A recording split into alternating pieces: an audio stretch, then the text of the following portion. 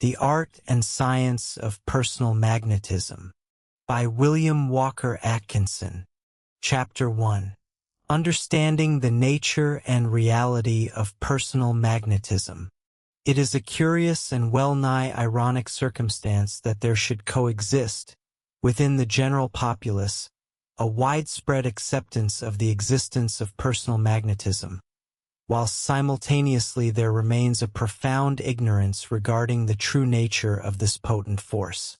Succinctly stated, while the collective acknowledges the reality of personal magnetism, few indeed possess an understanding of its intrinsic nature, much less a pragmatic command of its principles of application.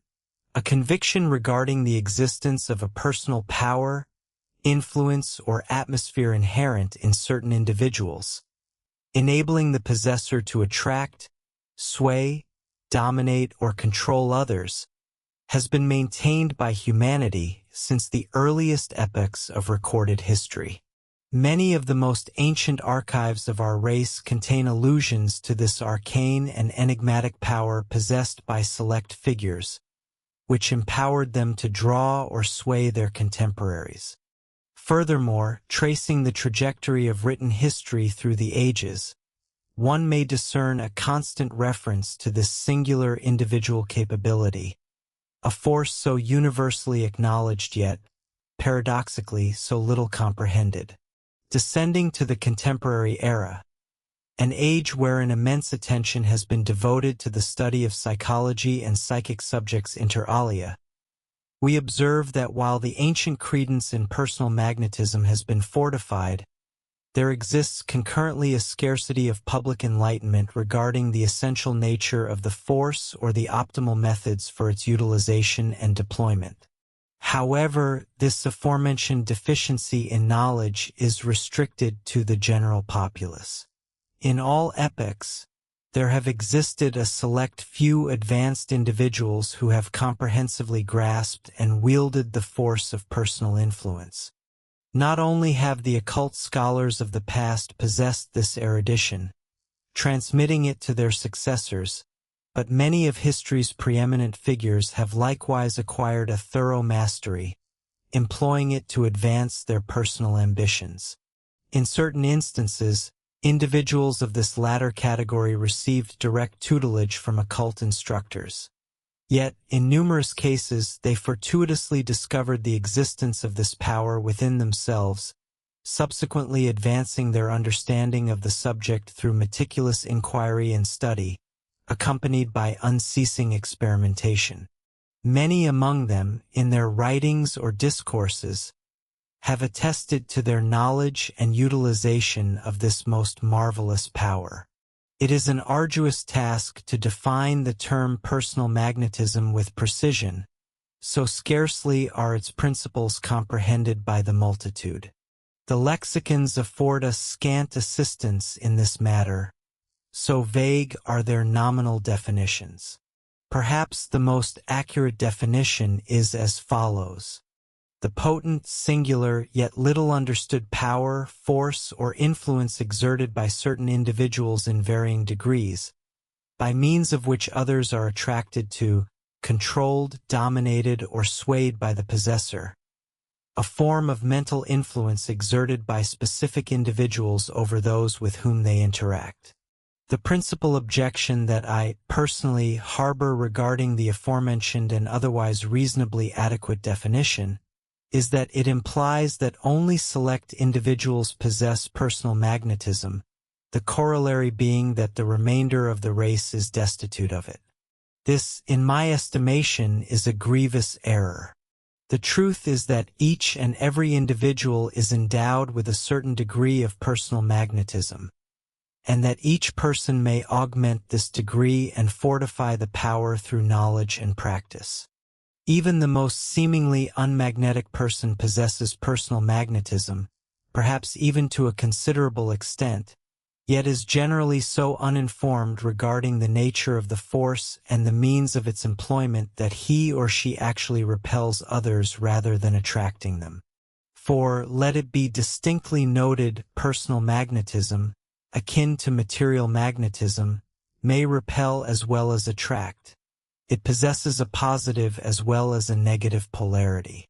Many highly repulsive individuals are, in reality, manifesting a high degree of personal magnetism in a negative form, driving others away from them in the identical fashion that others attract people. It is entirely a consequence of the application of the power. The fact remains that every person generates and radiates a certain degree of personal magnetism, which influences the minds of others coming within the radius of its operation. Not only does each individual emanate and project a specific quantum of personal magnetism, but additionally, each person is constantly encompassed by a field of personal magnetic influence, a personal atmosphere, so to speak. This personal atmosphere impacts, to a greater or lesser degree, those individuals who enter within its sphere of influence.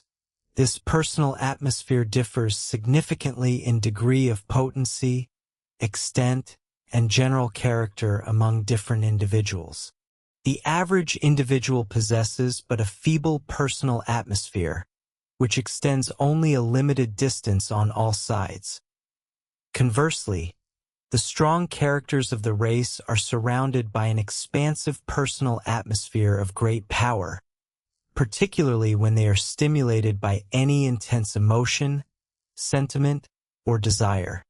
The personal atmosphere of those formidable individuals, generally recognized as leaders of the race, usually extends to considerable distances from their person and is replete with potent dynamic magnetism, which imprints itself forcefully upon those entering their field of influence.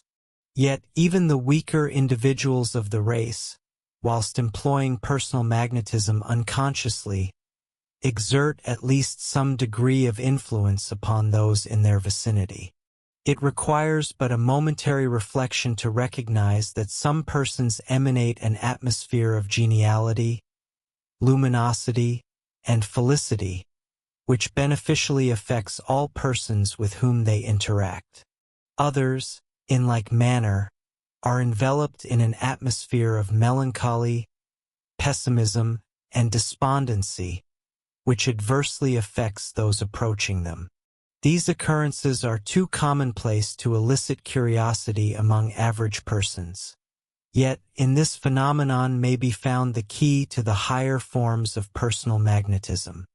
We are so accustomed to regarding personal magnetism as denoting only the positive, attractive phase, that it arrives as a startling revelation to some to be informed that the repelling personal atmosphere is equally magnetic, that is to say, magnetic in the inverse direction.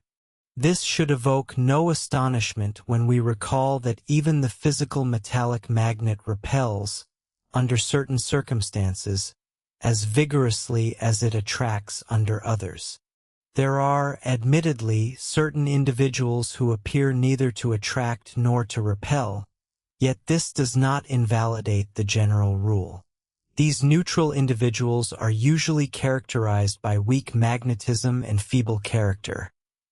That is to say, they possess no potent motives, aims, or desires, nor any robust constitution of personality.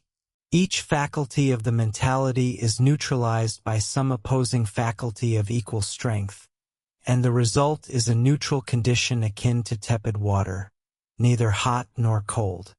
It follows, naturally, that such persons exert merely a neutral influence and possess but a feeble, indistinct personal atmosphere.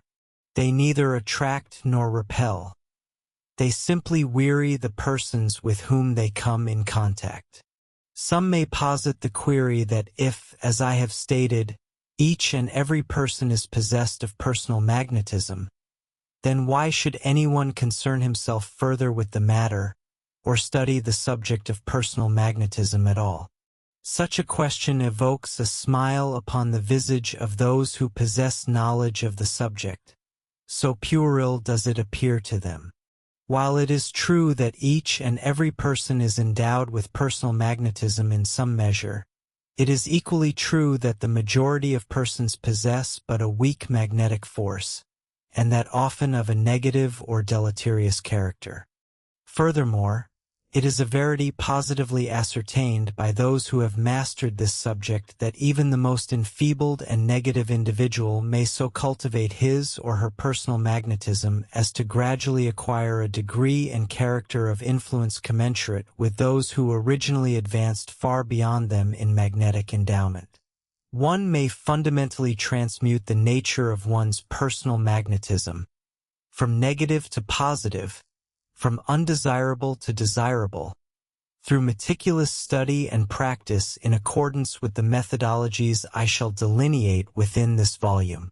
Moreover, it is entirely possible for any person possessing sufficient volition, perseverance, and determination to evolve from a state of negligible magnetism into a condition of colossal magnetic power. However, this latter attainment necessitates resolve, assiduous practice until a specific threshold is achieved, and an indomitable will. While any individual may readily augment their degree of personal magnetic force, and with even greater facility alter the character of their personal atmosphere, the supreme rewards are reserved for those who persevere to the conclusion and remain faithful in the exercises. This naturally applies not merely to personal magnetism, but to every endeavor of genuine worth. There exists no royal road to the acquisition of any merit worthy of possession. One must labor for that which one obtains.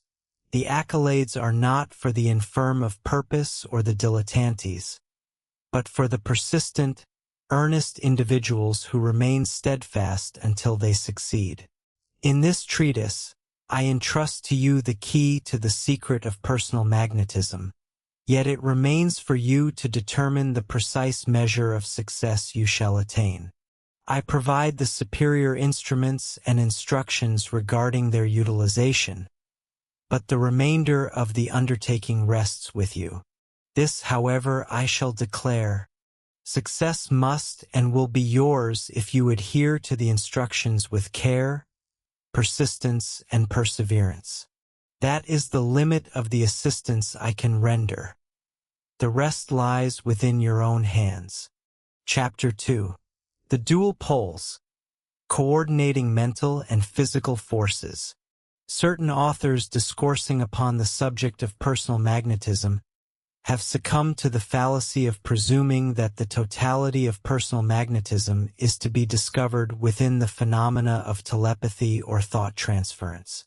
These writers, however, have become so enamored with the marvelous realities of the mental phase of personal magnetism that they have wholly neglected the opposing phase, the physical pole of the magnetic personality. This second phase is of equal import to the mental phase, and the individual who desires to foster and develop personal magnetism must accord this second phase the same meticulous diligence and practice as the first. There exist two discrete phases or poles of personal magnetism, the mental and the physical.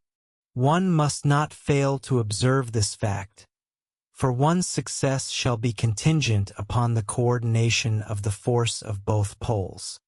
To many, this concept of the existence of a second, or physical, phase of personal magnetism will appear peculiar, so habituated have they become to the doctrine that personal magnetism is a mental phenomenon, pure and simple. Yet, as we advance in our study of the subject within this volume, I endeavor to fully persuade you that this second pole of personal magnetism possesses actual existence, and that it is equally efficacious as the first or mental phase or pole. As man is a dual organism, possessing both mental and physical phases of manifestation, both mind and body, so too is his personal force composed of two distinct phases or poles, each coordinating with the other in the labor of manifesting energy and generating effects. Certain individuals possess a preponderance of mental magnetism, while others possess a greater measure of physical magnetism. However, The individual who truly exhibits the highest degree of personal magnetism is the one who is cultivated along both poles of activity, encompassing both phases of magnetism, physical as well as mental. The mental pole or phase of personal magnetism relies for its force and energy upon the capacity of the mind to generate thought waves and to project them beyond the confines of the brain, into the personal atmosphere of the individual, and even beyond the range of his own personal atmosphere when necessary. When accompanied by the physical magnetism generated by the opposing pole of magnetic activity, this mental magnetism exerts a potent influence upon other persons entering the field of action of these thought waves. Yet, without a substantial provision of physical magnetism, these thought waves lack sufficient vitality to produce significant results. It would appear that physical magnetism is required to lend substance to mental magnetism, just as mental magnetism is requisite to impart color, character, or soul to physical magnetism.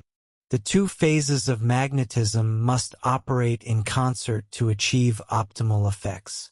It was formerly exceedingly difficult to elucidate the facts regarding the mental phase of personal magnetism to the mind of the student, so arcane did the entire matter appear to him. However, in the current era, when there has been such a proliferation of literature and instruction regarding telepathy, thought transference, and mind power, the average individual is so well informed on the general subject that he may readily comprehend the specific features of thought power as manifested in personal magnetism. Thus, it is not currently necessary to first provide the student with a comprehensive education regarding the general subject of telepathy in order to prepare him for the specific subject of personal magnetism. In this volume, I shall presume that the student possesses some knowledge of the subject of telepathy or thought transference, and accordingly, I shall not occupy space and time in traversing this familiar ground. Nevertheless, I deem it prudent to delineate some of the most recent findings discovered by science in connection with the transference of thought. Science has ascertained that the human brain, during the processes of thinking, actually generates and consumes a definable quantity of energy within the area of the brain tissue. The generation and employment of this energy produces heat and actually elevates the temperature of the brain areas, as may be verified by the utilization of delicate recording instruments. Residing within every properly constituted brain is a force as actual as is electricity or the ordinary magnetism of the lodestone, and it is governed by much the same general laws and rules. Furthermore, like electricity or ordinary magnetism, it is not restricted to the point at which it is generated. Rather, it may be and is diffused to points beyond. To phrase it differently, the thought energy of an individual's brain extends beyond the limits of the organ itself, creates a thought atmosphere surrounding him, and registers an effect upon the brains of others entering his field of energy. The discovery of radioactivity in certain recently identified elements of matter, notably in the case of radium, has led science to investigate the possibility of radioactivity in other substances. The result is astonishing, for advanced science now proclaims that every substance is radioactive. That is to say, every substance is constantly radiating energetic force from itself. This discovery serves to reconcile the previously disparate facts regarding thought transference, etc., and it is now accepted as fact that the human brain is powerfully radioactive and is constantly emitting streams of radio energy. The same laws which govern radium are now discerned to govern brain action. This clarifies the matter and integrates the subject of thought transference into the general field of science, removing it from the domain of mysticism. The subject is now instructed and studied upon a scientific basis in the preeminent universities of the world, and new discoveries are constantly being made regarding it. The physical pole of personal magnetism is not situated within the flesh, blood, or bones of the body, for these are but the rudimentary mechanisms by which the higher components of the human organism function. Instead, it is located within that most miraculous part or parts of the organism known as the nervous system. This nervous system is equally marvelous in its nature as is the brain, and its effects in personal magnetism are of equal significance. We are so prone to consider the nerves as merely a portion of the physical body that it is somewhat difficult for us to conceive that the nervous system is truly as much a part of the mental system as is the brain.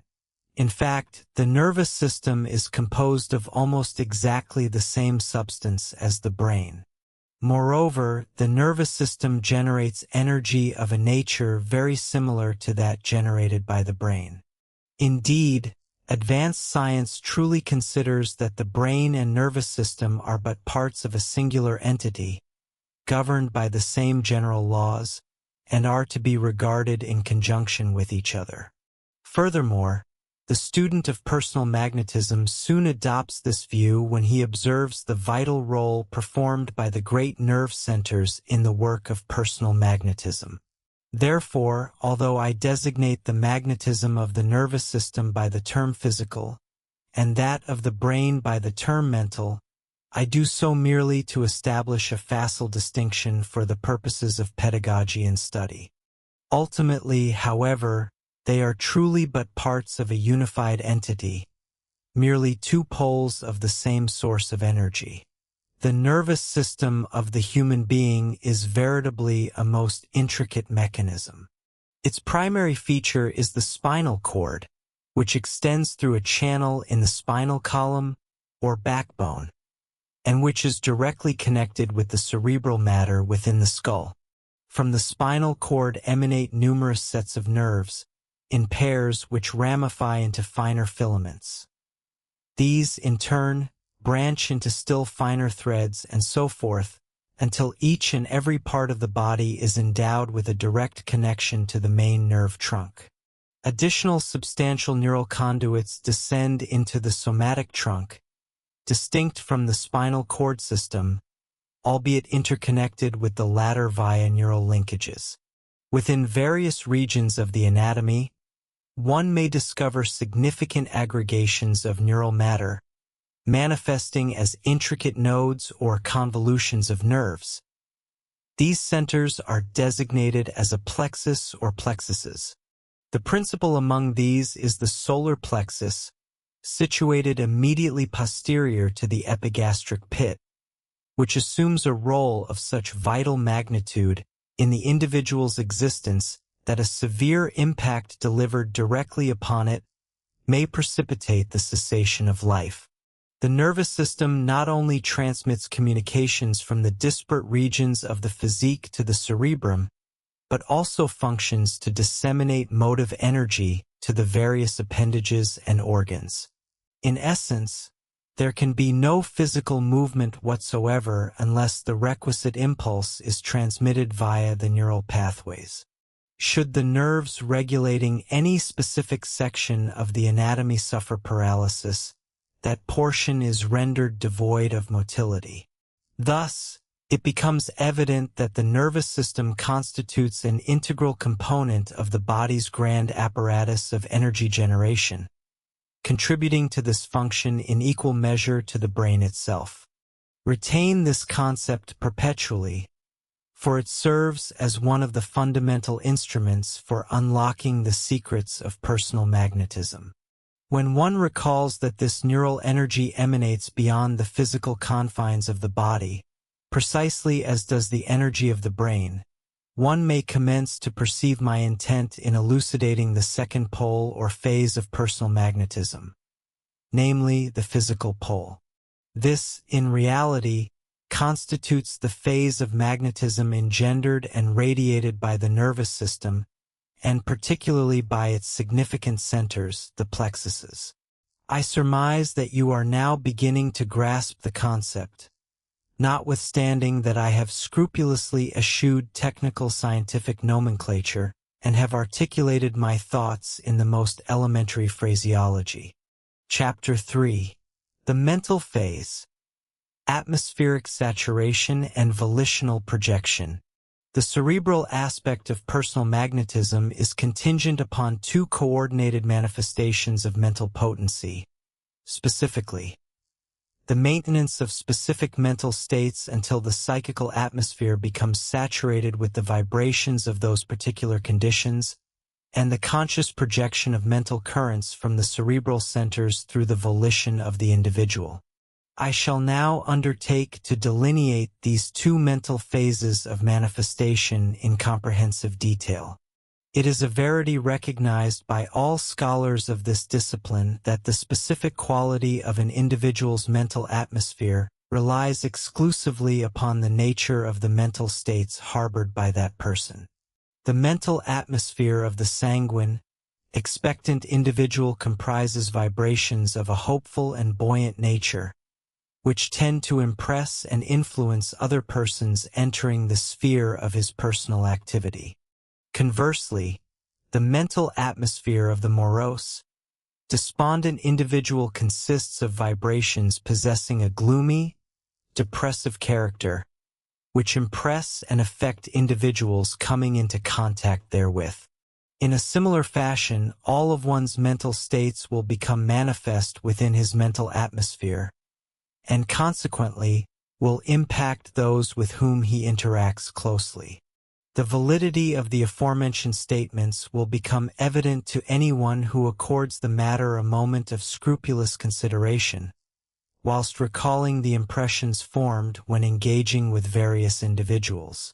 One will recall that certain individuals have imparted an impression of gloom, incompetence, and failure. Others have instilled a sensation of suspicion, mistrust, and disquiet. Still others have conveyed an impression of cheerfulness, amiability, confidence, and benevolence. The atmosphere surrounding certain persons is such that it compels us to avoid them and to place no credence whatsoever in their commercial propositions. Others, in contrast, imbue us with confidence and reliance, eliciting the feeling that we would desire to transact business with them. Some persons leave upon us the impression that we have been in the presence of something reptilian, and we can often scarcely repress a shudder of revulsion and antipathy, whereas others create within us the impression that the individual is a staunch friend upon whom one may depend as a helper and comrade. Wherefore is this so? It does not stem from anything these persons have articulated, for, as is universally acknowledged, some of the most deceitful individuals are often the most eloquent and polished orators, whilst some of the most exemplary and dependable persons are frequently reticent and succinct in speech. The rationale lies deeper than mere verbiage. It is the sensation we experience when coming into contact with persons, rather than any analytical report concerning them. Furthermore, this sensation is caused by the registration upon our sensitive cerebral organism of the thought vibrations emanating from the other person's personal atmosphere. These phenomena are observed not only in the individual proper, but even the very residences, emporiums, or other locales frequented by the individual are affected by the continuous influence of the thought vibrations of his or her personal atmosphere. Have you not observed how certain dwellings produce a feeling of melancholy or woe, or worse, while others seem to possess an air of vitality, good cheer, felicity, and contentment? This remains frequently true even though the domicile may have been unoccupied for a considerable duration. So potent are the mental vibrations of the atmosphere of the person or persons formerly inhabiting them. In the same manner, certain offices and places of commerce are so saturated with the vibrations of the personal atmospheres of their occupants that one is forcibly impressed by the same upon crossing the threshold. A man may disguise his thoughts through his words or his facial expression, Yet the mental vibrations of his personal atmosphere will frequently betray him. These are facts which should require no further substantiation. Your own experience should prove sufficient to satisfy you, yet you should make a mental note of this reality and bear it in mind as we proceed. Many persons leave but a negligible impression upon us, for the reason that their mental states are so varied, inconstant, and fleeting that they neutralize one another and fail to impart a definitive shade of thought color to the personal atmosphere. The most potent personal atmospheres are those belonging to persons of intense feelings, desires, and emotions, whether benevolent or malevolent, for such individuals possess strong and constant mental states which impress themselves forcibly upon their personal atmosphere, so powerfully, in fact, that an observer cannot fail to perceive them. A moment's reflection will inform you that if these propositions be true, and true you will realize they must be when you accord the matter careful contemplation, then one must be exceedingly cautious to avoid harboring mental states of a character likely to inspire undesirable feelings in other persons. Simultaneously, one should endeavor to cultivate mental states of a nature likely to awaken desirable sensations in those with whom we come into contact. Indeed, a significant portion of the subsequent chapters will be dedicated to instructing the student on how to cultivate precisely such mental states, so as to generate the desired effect upon others, for herein lies one of the profound secrets of personal magnetism. One need not despair if he has been generating and carrying about a personal atmosphere of an undesirable classification, for these conditions may be remedied, and one may entirely alter the character of his mental states, thereby transforming his personal atmosphere from the most wretched to the most exemplary. While it is true that these endeavors require labor, perseverance, and patience, the reward is so magnificent that it benefits anyone to devote his attention and time to the pursuit. The principle is indeed simple, yet it demands determination and a tenacious will to obtain the optimum results, particularly in instances where highly undesirable conditions have previously existed. The second manner in which the mental phase of personal magnetism operates, that of the conscious projection of mental currents from the brain centers through the action of the individual's will, also demands exertion on the part of the student who wishes to create a potent personal atmosphere. The principle of this second form of mental action consists of the employment of the will in a conscious projection of thought currents. This applies to the stimulation of the personal atmosphere, as well as to instances in which one endeavors to produce an effect upon the mind of another person in whose presence he may happen to be. While it is undeniable that the character of the person's mental states will color and define his personal atmosphere, which will, naturally, produce an effect upon the other person or persons within his field of action, it is likewise true that the impact of such mental vibrations may be enormously augmented by the use of the will in the direction of the conscious projection previously referenced. The mental states produce and create the mental atmosphere, admittedly, yet the will serves to project them forth with force, generally energizing the atmosphere and enhancing the effect. It is precisely as if one had accumulated a vast reservoir of mental magnetism within the brain, and imbued it with the proper quality and hue through the character of one's mental states. This would naturally generate a personal atmosphere or aura surrounding one, which would be perceived by others. However, imagine then the augmented strength and effect that would arise from the application of the will to project and force these mental vibrations outward from the brain. One will perceive at once how such an action of the will would tend to energize and intensify the vibrations of the mental atmosphere. Will one not? It would be akin to activating an auxiliary force of power, would it not?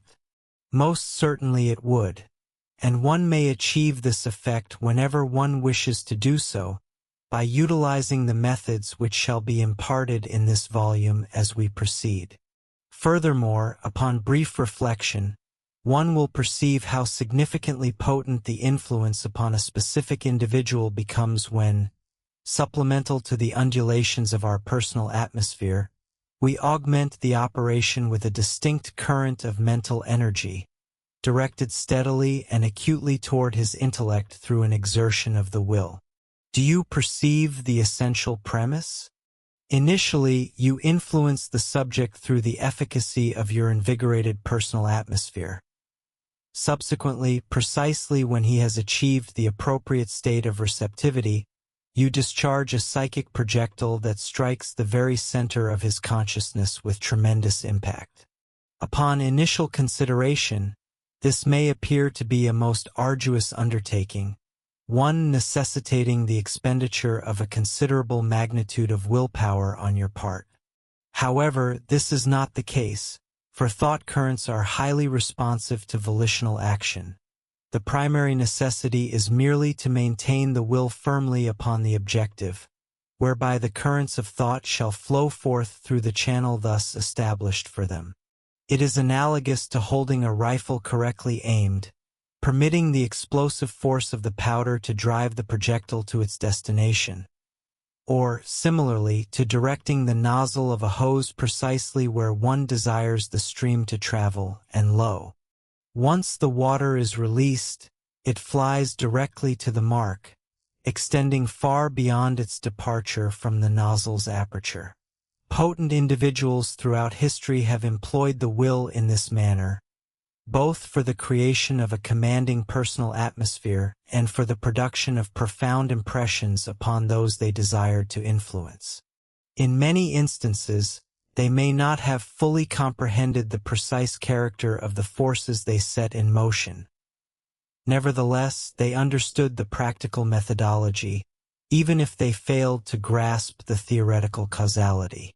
Upon your next encounter with a formidable individual, observe them closely to ascertain whether you cannot virtually perceive the operation of this directed mental force of which I have just spoken. However, far transcending the importance of merely studying others is the cultivation of the art of executing this feat yourself, and this is precisely what I am endeavoring to instruct you to achieve. Furthermore, you shall succeed in this endeavor, provided you engage in the work with the entirety of your heart and mind. Commit yourself earnestly to the task, and the requisite power shall develop within you to ensure success. Chapter 4. The Physical Phase. Harnessing Nerve Force from the Universal Ether. The physical phase of personal magnetism depends upon two coordinated manifestations of nerve force, as follows: the generation within the nervous system of a plenteous supply of nerve force, and the conscious projection, by the will, of that supply of nerve force into the personal atmosphere, and even to a greater distance under special conditions. By the term nerve force, as employed in the preceding paragraph, I designate that peculiar, inscrutable form of energy which dominates all physical movements, yet simultaneously appears to transcend the purely physical realm. In its essential nature, it is akin to electricity or magnetism, and, like those forces, it defies precise definition. Nerve force is an entity entirely distinct from the material substance of which the nervous system is composed. The nervous system, extending from the spinal cord to the most tenuous nerve filament, functions at best as a network of wires, relays, etc., over which nerve force is transmitted, or else as complex reservoirs wherein this force is accumulated. The ordinary nerves serve as conduits and cables facilitating the transit of nerve force to articulate those parts of the body which we will to move, or which our subconscious mentality desires to animate. Certain regions of the brain serve as vast reservoirs of nerve force, as do the major clusters of nerve matter known as the plexuses, preeminent among which are the solar plexus and the sacral plexus. The standard textbooks of physiology elide the question regarding the intrinsic nature of nerve force, for their authors do not possess the secret. They dispose of the inquiry by asserting that, as in the instance of electricity, while they fully acknowledge its existence and potency, they nevertheless remain ignorant of its fundamental essence. Consequently, the student is compelled to revert to the ancient occult writers of past eras and their contemporary successors in order to secure this arcane knowledge. All occultists, ancient and modern, have recognized the existence of a tremendously subtle force of nature, one of nature's finer forces, which is exceedingly potent in its effects and activities, yet which, nevertheless, has withstood all attempts at analysis or definition. The reason science has failed to classify nerve force is that, like electricity, it occupies a category unto itself and differs so radically from any other form of force that it cannot be classified with them. In certain instances, science has endeavored to treat it as a secretion of nervous matter. However, this is a folly analogous to that of the materialistic philosopher who attempted to define the mind as a secretion of the brain, much as bile is a secretion of the liver, gall a secretion of the gallbladder, etc. Such attempts at definition elicit only a smile upon the countenance of the wise. The occultists, on the contrary, while refraining from attempts to define nerve force, have nevertheless ascertained the source of its origin and have provided valuable intelligence regarding its utilization. They have bestowed upon it numerous appellations such as vital force, vital energy, life force, vital fluid, vital magnetism, etc., and in the case of the Orientals, the terms prana or akashic energy have been applied to it. Yet, under all these diverse designations, the occultists have invariably signified one and the same entity, nerve force. The terminology I employ in describing it, nerve force, is utilized simply because this energy is found specialized within the nervous system, and not due to any misconception that it originates therein.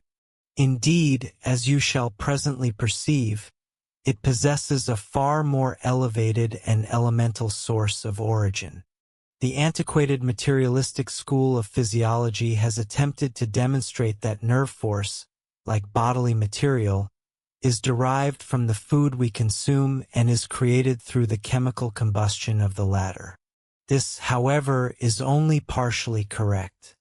While it is true that a certain quantity of nerve force resides in fresh food, and while it is true that a measure of this force is assimilated by the system of the consumer, particularly if the sustenance be fresh, nevertheless, the aggregate of nerve force so absorbed is comparatively negligible, and is far too insufficient to supply the requirements of the individual for the operation of his physical organism. Furthermore, even the meager portion so obtained is not derived from the chemical combustion of the nutrient. The chemical combustion of food results in the generation of bodily heat, but never in the creation of nerve force.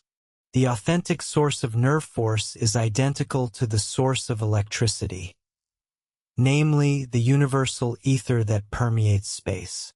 Like electricity, also, this force is available to satisfy human requirements only when associated with a suitable medium. The atmosphere is charged with nerve force, which is assimilated and absorbed by the nervous system and deposited within its vast reservoirs, from whence, in turn, it flows over the nerves when demanded by the physical or mental necessities of the individual. However, you naturally inquire, by what modality does the body absorb the universal nerve force? Through what channel does it enter the system? The response is manifest. In plant, animal, and human life, the nerve force is inspired into the system. In other words, the process of respiration, in both its higher and lower forms, consists not merely of extracting oxygen or other elements from the air, but simultaneously of extracting the universal nerve force. When this is comprehended, it becomes more readily understood why a living organism perishes so precipitously if the respiratory process is impeded. A grasp of this secret of nature casts much-needed illumination upon the critical role played by breathing in the existence of all creatures. Before proceeding to a further consideration of the process of absorbing nerve force from the atmosphere, particularly in the case of the student of personal magnetism, I invite you to contemplate another significant question regarding the physical phase of personal magnetism, namely, the projection of nerve force beyond the confines of the nervous system. You will recall that the average physiologist maintains that it is folly to assert that nerve force can possibly transcend the boundaries of the nervous system containing it. He contends that, like electricity within wires, it cannot pass except along the neural pathways. But is this assertion valid even regarding electricity? I positively aver that it is not. The most inexperienced novice in the study of electricity is aware that the current will frequently leap from one conducting substance to another, traversing the hiatus in the form of a spark, and subsequently flying along the new channel. Furthermore, even in the absence of a spark, electricity and magnetism will frequently affect other substances through what is known as induction, devoid of actual contact between the two conducting materials. This occurrence is so commonplace that it is a marvel the question is ever raised. And what is true of electricity and magnetism in this regard is likewise true of nerve force, for it will not only frequently leap over the barriers of the nervous system, but will, and constantly does, affect other nervous systems through a species of induction. Not only constitutes the phenomena of personal magnetism a confirmation of this transmission of nerve force, but the phenomena of human magnetism in the realm of magnetic healing provides yet another proof, a proof, moreover, that may be verified by any individual within his own experience. Furthermore, the experience of every individual will bear ample and generous testimony to the fact that certain persons, overflowing with vigorous nerve force, radiate this energy to such a degree that it is tangibly perceptible to those clasping hands with them, or even entering their vicinity. These individuals veritably radiate health and vigor, exerting a positive, healing, and invigorating effect upon those with whom they come in contact. In a similar manner, a deficiency of sufficient nerve force is manifested by those unfortunate individuals who wander about unconsciously absorbing the nerve force of others, and who, in extreme cases, become actual vampires, draining the vital forces from those surrounding them. Which among you has not encountered this latter category of individuals, and subsequently observed the profound depletion and enervation one experiences following a prolonged association with such personages? The ordinary observer requires no additional corroboration in this matter beyond that which is furnished by his or her own empirical experience. One might reasonably inquire, if nerve force is intrinsic to the universal ether and derived from the atmosphere, why are all subjects not uniformly endowed with this vitality? The response lies in the variance of individual life habits. Precisely as one entity is physically robust and vigorous while another remains frail and infirm, so too is one individual potent in nerve force, whereas another is deficient therein. Furthermore, a modification in the individual's regimen of life will inexorably result in a commensurate alteration in the quantum of nerve force absorbed and retained by that subject. Indeed, one of the primary objectives of this treatise is to instruct the reader on the methods by which one may augment the nerve force resident within oneself. While the ultimate aim is the enhancement of your personal magnetism, you shall discover that your general constitution and vigor will concurrently undergo significant improvement. Beyond the mere quantity of nerve force being dictated by the individual's habits, it is also true that one may, through appropriate disciplines, so invigorate the nervous system as to substantially amplify the degree of activity of said force, rendering it far more accessible for one's necessities. It is not merely a matter of securing a copious reservoir of nerve force, but also of maintaining the same in a dynamic condition, and in such a state that it may be readily utilized for the exigencies of quotidian existence. Chapter 5. Radiating Strength. The vitalization of thought waves via the aura. You will doubtless recall that upon encountering formidable personalities in any sphere of existence, distinguished clergymen, attorneys, statesmen, orators, and captains of industry inter alia, whose success is contingent upon the profound impact they exert upon others, you have been conscious of a sensation that they emanate strength and authority. You tangibly perceived the power radiating from them. Furthermore, you will also recollect that this potency did not appear to constitute mental power or intellectual fortitude alone. Rather, it seemed to possess a substantial physical component. So potent is this force within certain of the world's eminent figures that they appear to be volition personified, potent reservoirs of vitalized energy, influencing all with whom they interact.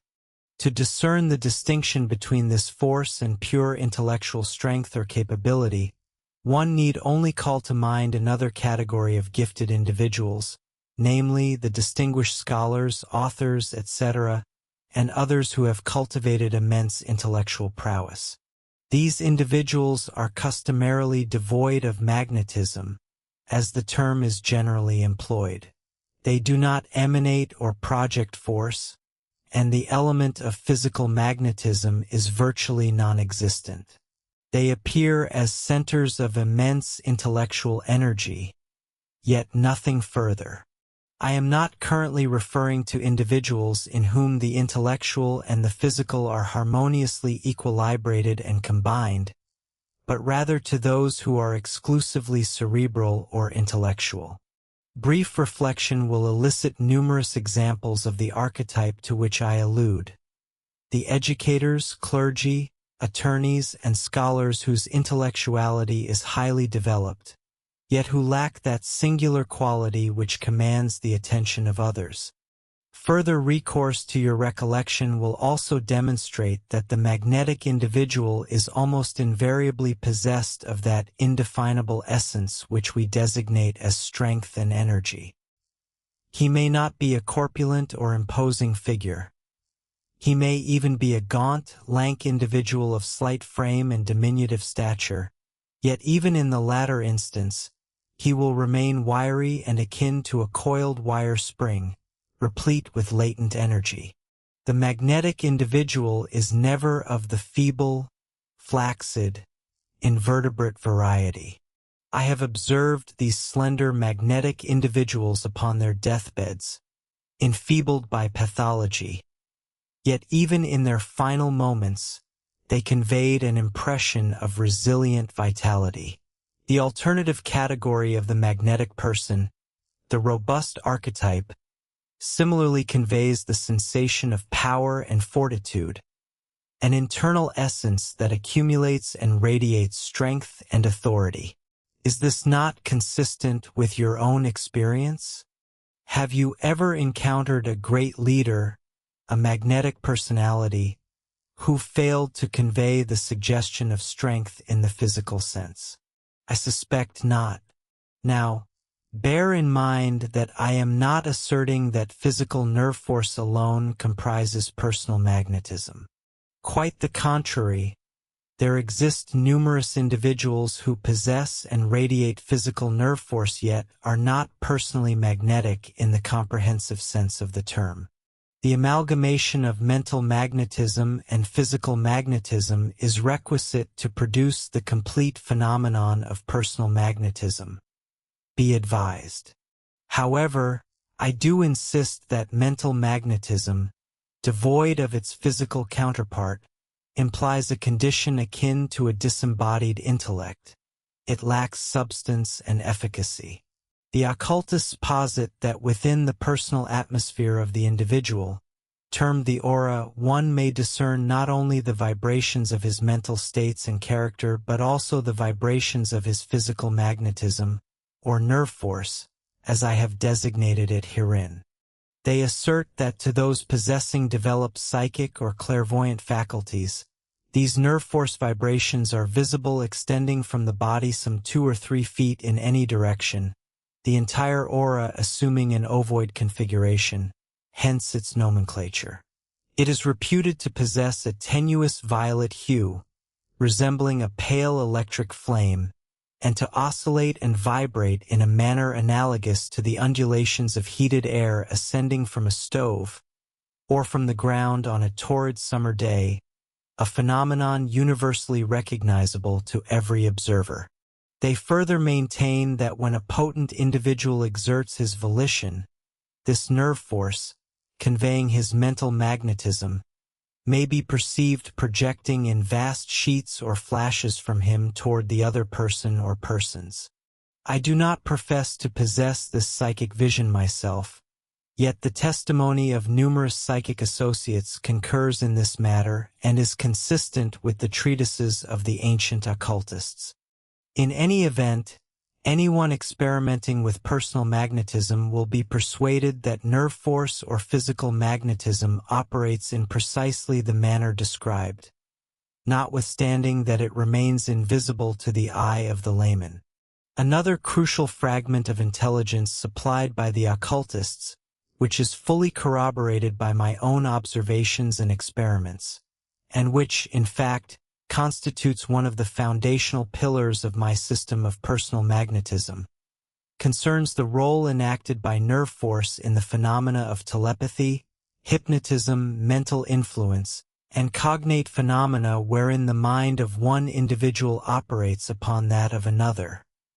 This, naturally, being one of the principal characteristics of personal magnetism. I allude to what may be termed the vitalization of thought waves by the current of nerve force, which is projected simultaneously. Thought waves unaccompanied by currents of nerve force are deficient in potency and efficacy, resembling cold mental power bereft of life and activity. You will comprehend this concept more fully by referencing a common occurrence. For instance, you have doubtless heard many a sermon, address, or recitation delivered by an individual possessing pronounced intellectual capability and replete with sound reasoning, yet the delivery appeared dead, dull, colorless, and lifeless, did it not? It lacked the vitality, vigor, and verve of the delivery of some other speaker of even lesser intellectual magnitude, did it not? Furthermore, you have observed that the personality of some admittedly intellectual personage lacked animation, whereas some other less gifted personality positively radiated life and strength, and consequently magnetic power. Indeed, this exemplifies the distinction between unadorned thought waves and thought waves accompanied by potent nerve force. The former lacks substance and vitalizing force, while the latter possesses these in profusion. Contemplate this matter meticulously until you have fully grasped it, for herein lies one of the 2 great secrets of personal magnetism. An individual in whom nerve force is actively present, and who has consciously or unconsciously mastered the art of combining it with his thought waves, will project words or thoughts highly charged with dynamic force, reaching and impacting those with whom they interact. Akin to a high-yield explosive projectile, the nerve force propels the thought wave toward its mark, striking the target with formidable impact and making a powerful impression upon the mind of the other person or persons. There are individuals whose words appear vibrantly alive, so potent is their action upon the minds of others. These individuals possess strongly active nerve force or physical magnetism utilized in conjunction with their mental currents. They project this combined force toward their assembled audiences, and the latter are virtually swept off their feet by the power. The preeminent leaders of mankind have possessed this nerve force, extensively developed and actively employed. When they spoke, the listeners were almost compelled to execute the will of the dominant individual. Julius Caesar and Napoleon Bonaparte were two distinguished examples of the utilization of this power, but, in point of fact, every man who sways, moves, and governs other persons is an... Do you want access to this and all the complete audiobooks on the channel, plus the ebook version? Click the link in the description or scan the QR code in the left corner of the screen to access our library, where you can listen to your favorite esoteric books without ad interruptions, lock your screen, or use other apps while the narration plays, and even download the ebook version to follow along as you listen. Listen on your computer via web browser, or download the app from the Play Store. After subscribing, you will receive an email with your login details, password, and step-by-step instructions on how to access the books through the Hotmart app.